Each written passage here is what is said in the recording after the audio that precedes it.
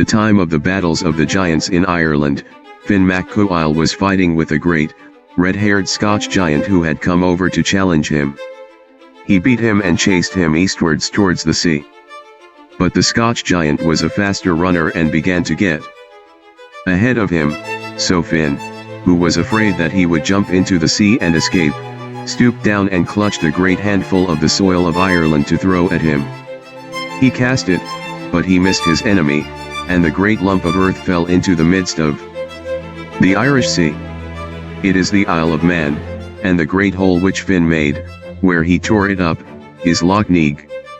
There were men, too, in Ireland in those days as well as giants, and to some of them it seemed to happen in a different way. Men do not always understand the doings of giants, because men live, it may be said, in the footprints of the giants. It seems that at this time the Irish tribes were gathered in two great forces getting ready to meet the plunderers who had left Scotland and were at work on their own coast. Their blood got too hot and they went into each other in downright earnest, to show how they would do with the rascals when they came. To their confusion, for they lost hold over themselves, they got into boggy ground and were in great danger. The leaders, seeing that it was going to mean a big loss of life, got all their men together on a big patch of dry ground that happened to be in the bog land, when all of a sudden a darkness came overhead and the ground began to shake and tremble with the weight of the people and the stir there was at them, and then it disappeared, people and all. Some said that it took plunge and sank into the bog with the people on it. Others said that it was lifted up, and the people on it dropped off into the swamp. No doubt the darkness that was caused by the hand of Finn made it hard to see just how it happened. However that may be, a while after this they said the sea was surging dreadful, and the men in the boats had to hold to the sides, or it's out they'd have been thrown. And behold, a few days after this there was land seen in the middle of the sea, where no man ever saw the like before.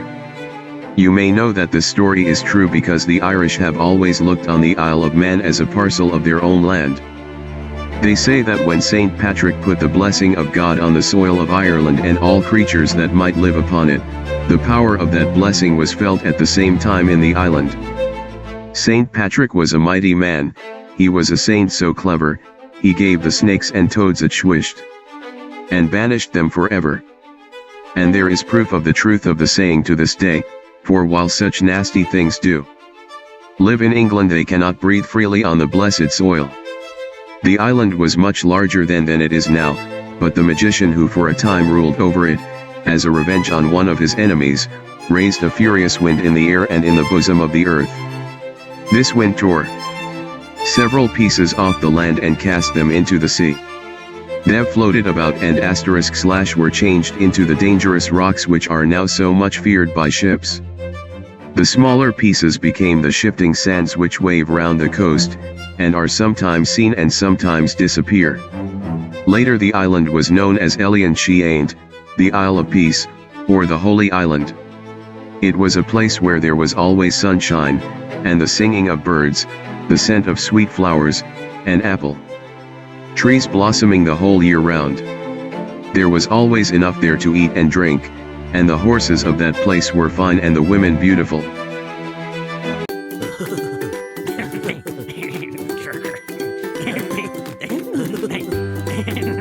You can take me, but you cannot take my food. For I have no more food. I am the great cornwall.